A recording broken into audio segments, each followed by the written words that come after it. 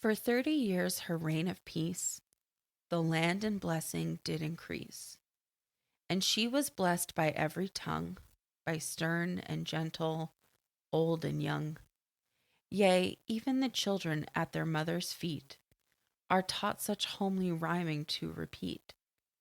In latter days from Brahma came to our land a noble dame.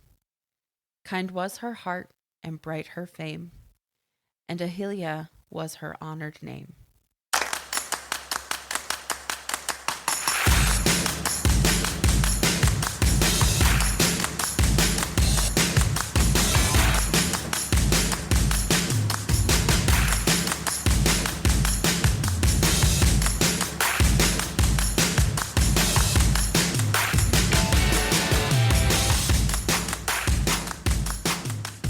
Hello and welcome back to World Her Story, the podcast that discovers the lives and legacies of lesser known badass women from around the world and throughout history.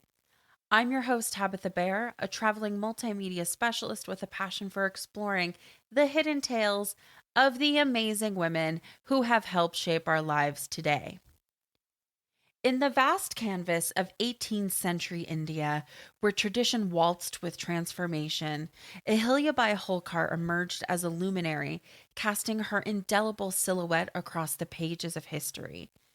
In this episode, we are going to dive into the rich legacy of Ahilya Bai, navigating through the corridors of her rule, sway with the intricate dance of women's roles, and engulf ourselves in the complicated symphony of the Indian-British relations during this epic. Ahilya Bai ascended to the throne after the death of her husband and son.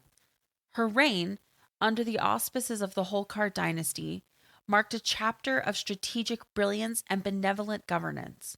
She was a sovereign with an artist's soul, and not only ruled with wisdom, but became a poetic architect, sculpting the cultural landscape of the Malwa region.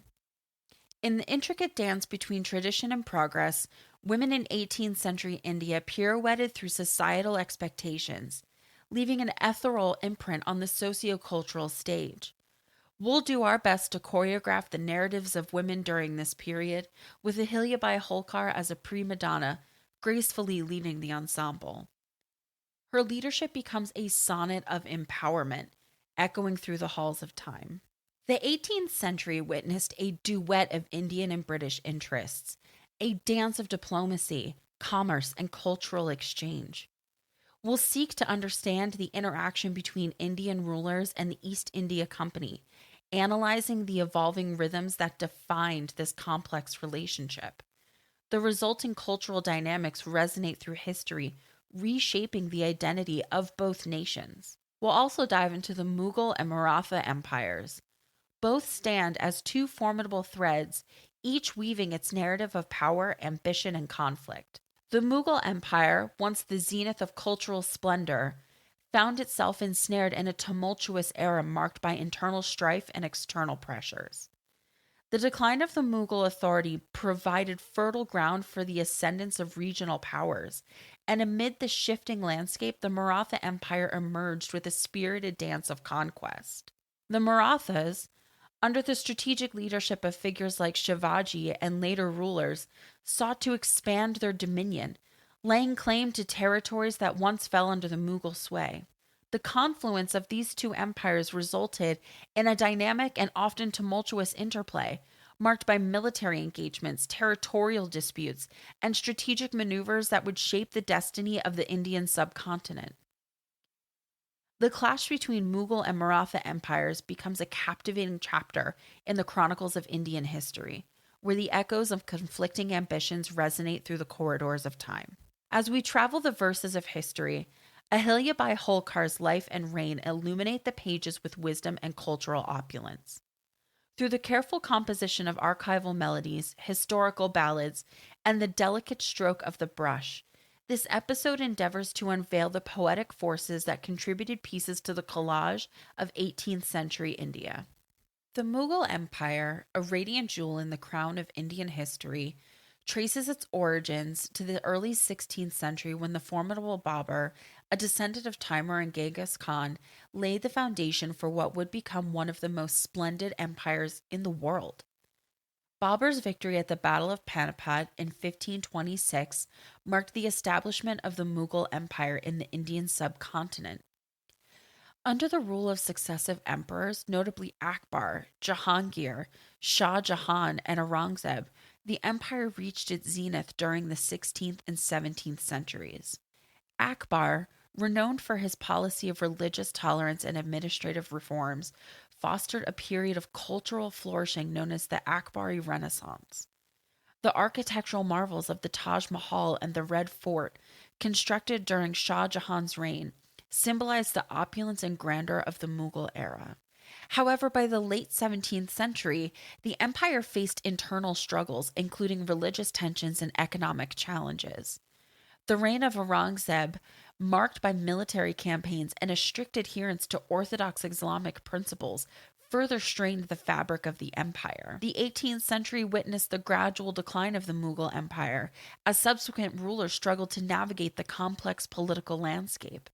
The empire became increasingly decentralized, with regional powers gaining prominence. The Nadir Shah's invasion in 1739, resulting in the sacking of Delhi, dealt a severe blow to Mughal prestige.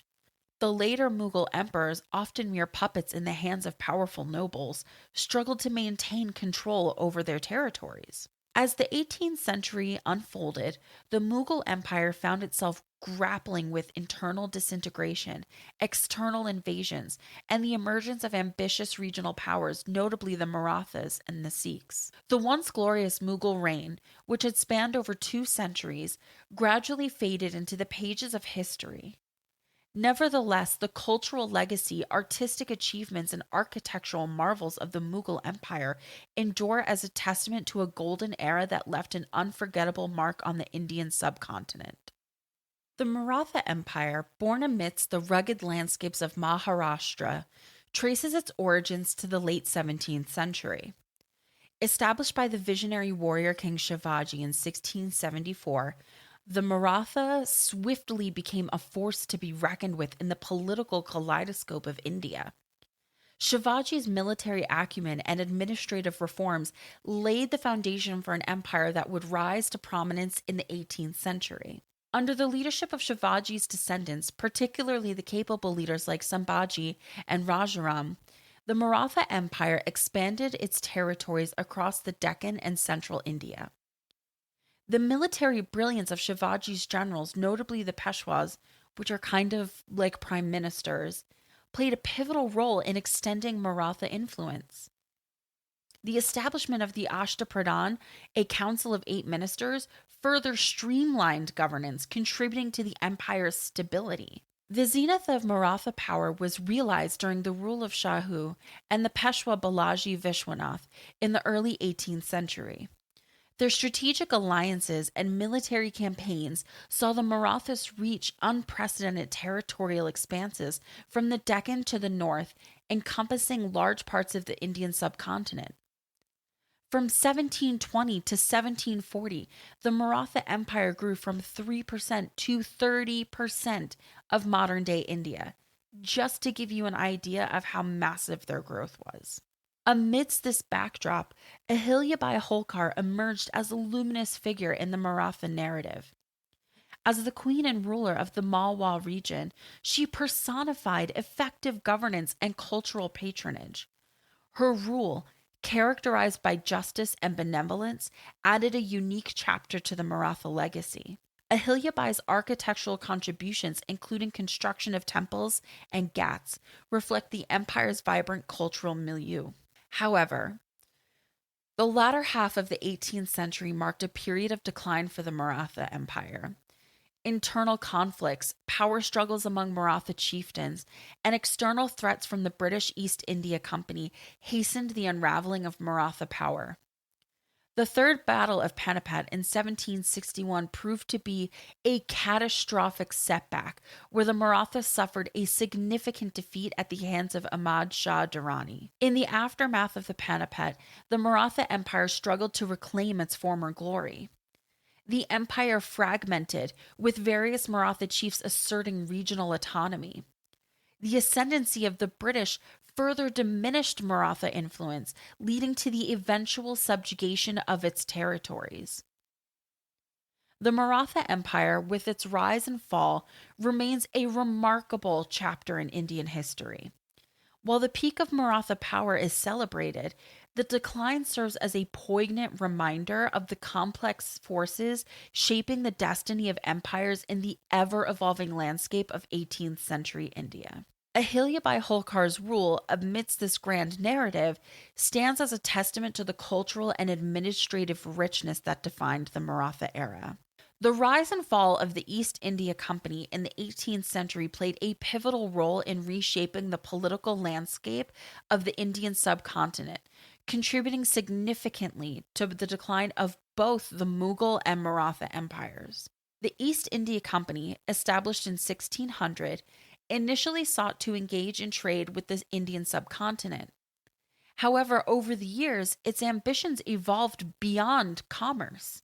The company gradually transformed into a powerful political and military entity, establishing its presence along the Indian coastlines.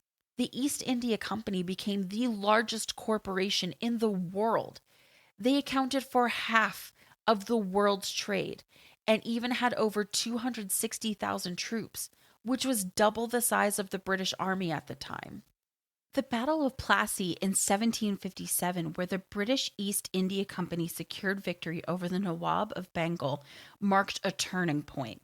The subsequent Battle of Buxar in 1764 further solidified British control, granting the company significant territorial and economic concessions. The Mughal Empire, already in decline during the 18th century, faced challenges from the East India Company's expansionist agenda.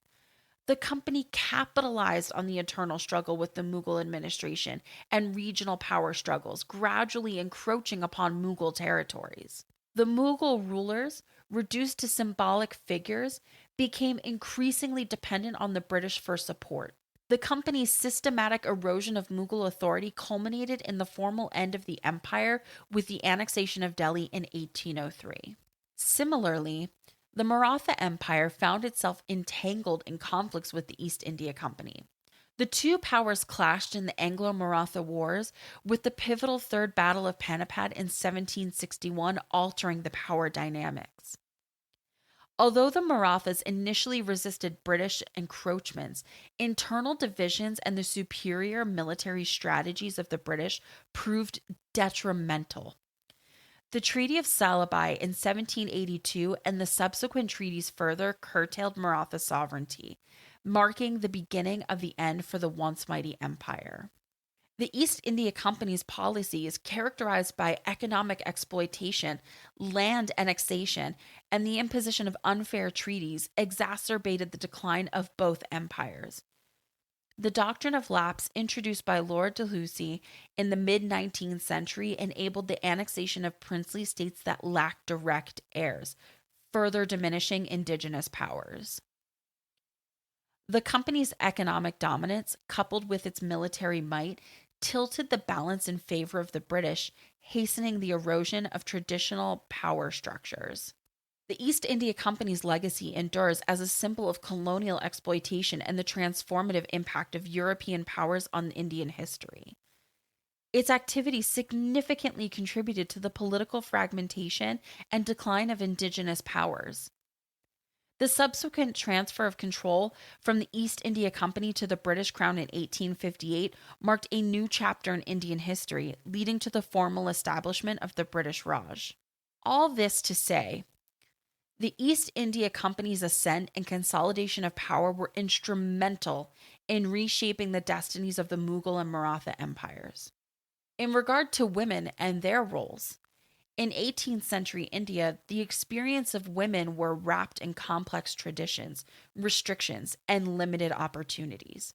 Understanding the status of women during this era requires exploration into various facets, including education, societal norms, the practice of sati, and the scope of their aspirations.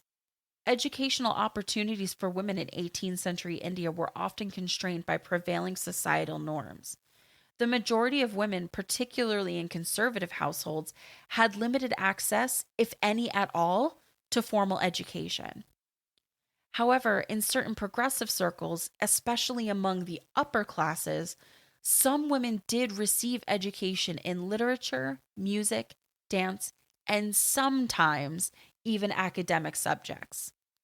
Royal courts and wealthy families occasionally patronized female poets, scholars, and artists, providing a mere glimpse into the intellectual potential that existed.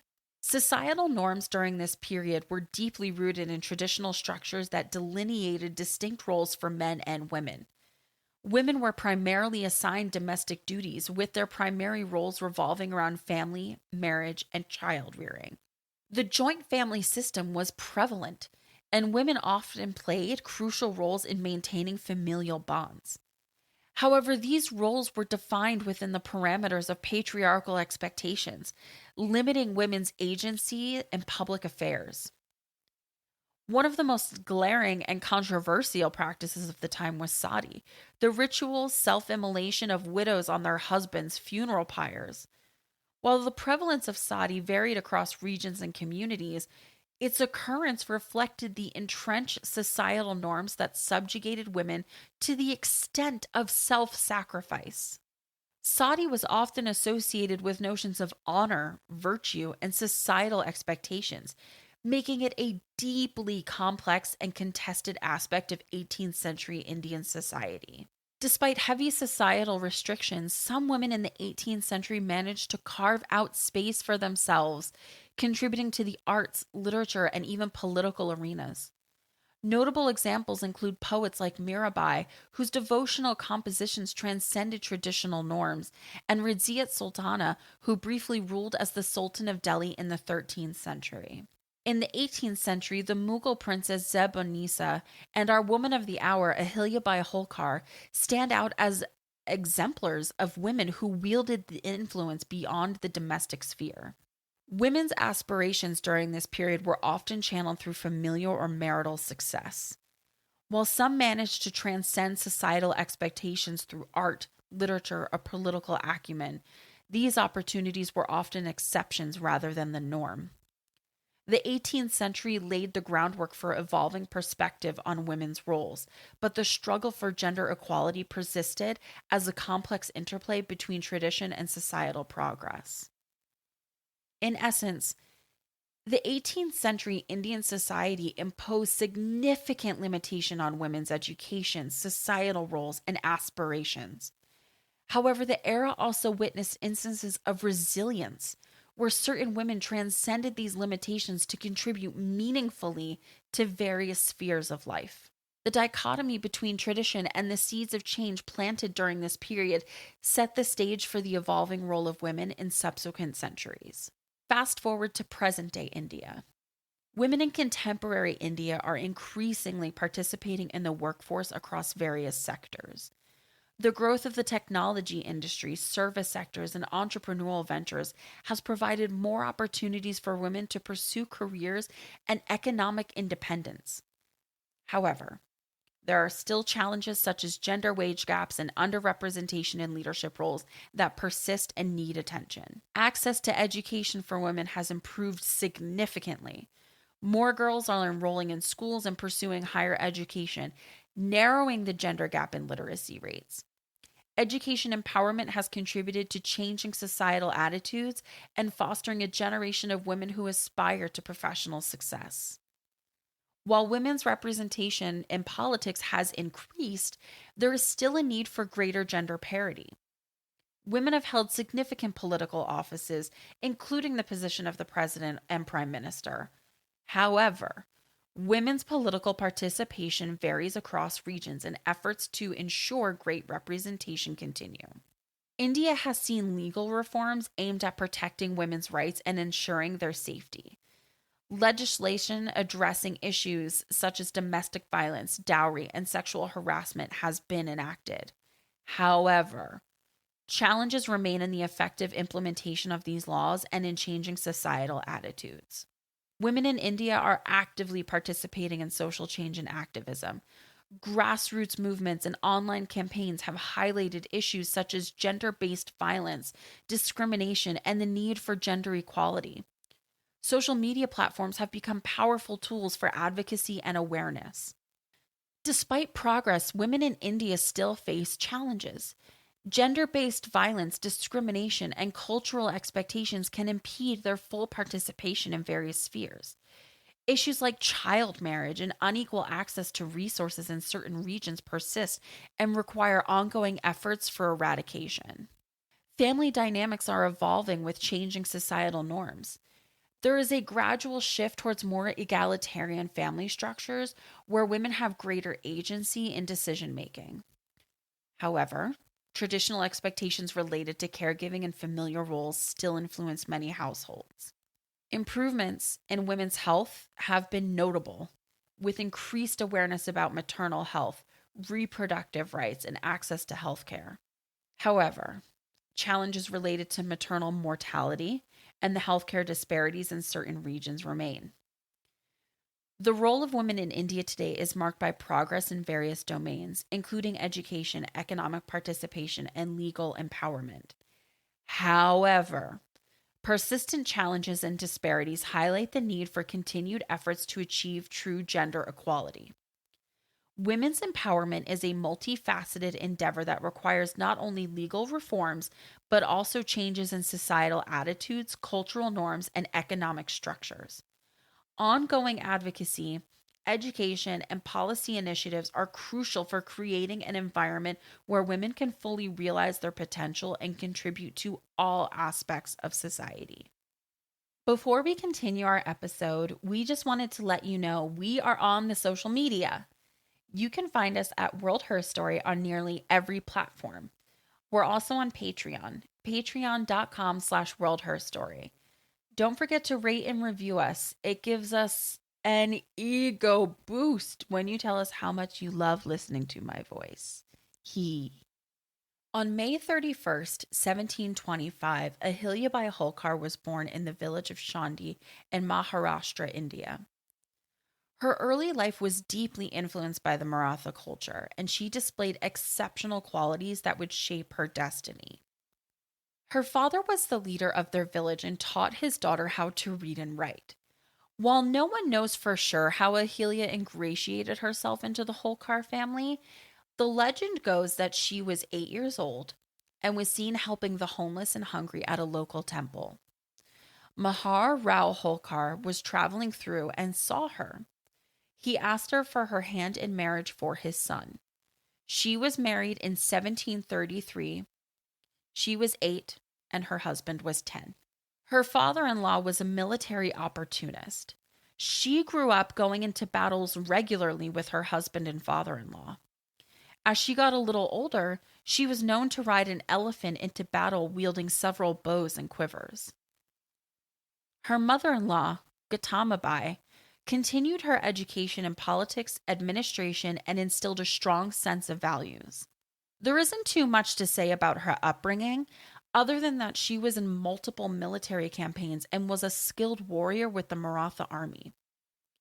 In 1754, while her husband was inspecting his troops, he was killed by a cannonball. Her father in law prevented her from committing sati, the practice of a widow throwing herself upon her husband's funeral pyre. Moving forward, Maharao continued to educate her in military strategy and entrusted her to run military campaigns on her own. In 1766, her father in law passed away, leaving the Malwa region to Ahilya's son. Unfortunately, a few months later in 1767, Ahilya's son passed away and there was no one left to rule. So Ahilya petitioned herself as the next best option. The whole Maratha army supports her. She has fought alongside them and led them through successful military campaigns. They trust her implicitly. Now, her father in law and son's right hand man steps forward and says, "Hey, why don't you adopt me as your son and then I can rule the kingdom?" Ahilya was like, "Nah, pass." He allies himself with a neighboring kingdom and leader and borrows their army to lead against Ahilya to fight for the throne. She found out about the army's encampment from her spies and rallies the Maratha army. You know, the entire army that is supporting her ascension to the throne, that Maratha army. She shows up to the battlefield with this army, meets Mr. Right Hand Man with her entourage of female bodyguards, and this guy completely backpedals. He apologizes and says he was just trying to share his condolences regarding the loss of her husband and son. His borrowed army retreats, and he's arrested. Ahilya was an accessible ruler throughout her 30 years. She held daily audiences and made sure she was available to anyone who wished to see her. She donated in excess to charity and used the Holkar stash of cash to fund her personal expenses and did not use public cash. And how much cash are we talking about? Well, in 1750, the Holkar fortune was worth about $1,924,150 US. Today, that is worth $92,222,724 US. Ahilya was sitting on a mountain of coin and she built up her region. Her capital city, Maheshwar, was an artist's paradise. She encouraged literature, art, music, and so forth. She was a massive patron of the arts and supported many artists, musicians, and scholars. Maheshwar even established a textile industry, which is now home to the Maheshwar saris. She invested heavily in infrastructure development and renovation projects. This included temples, roads, wells, ghats, and so it goes on. She established a fair and impartial judicial system prioritizing justice and protecting individual rights. She focused on social welfare, supporting widows, orphans, and those who struggled economically. And to no one's surprise here, she funded women's education and women's rights. Ahilya encouraged everyone to be the best version of themselves, and it created this amazing, positive, and supportive culture in her kingdom. While she was involved in many military campaigns, during her rule, she wasn't heavily involved militarily speaking.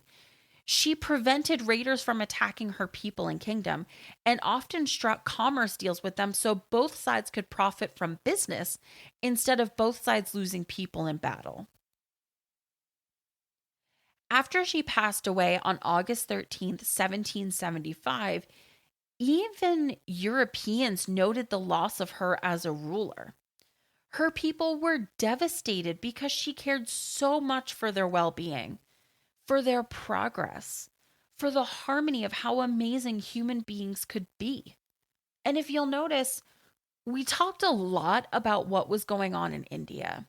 Between the Mughal decline and the Maratha kind of hanging in there, and the East India Company making its way through the Indian subcontinent, there was bloodshed everywhere.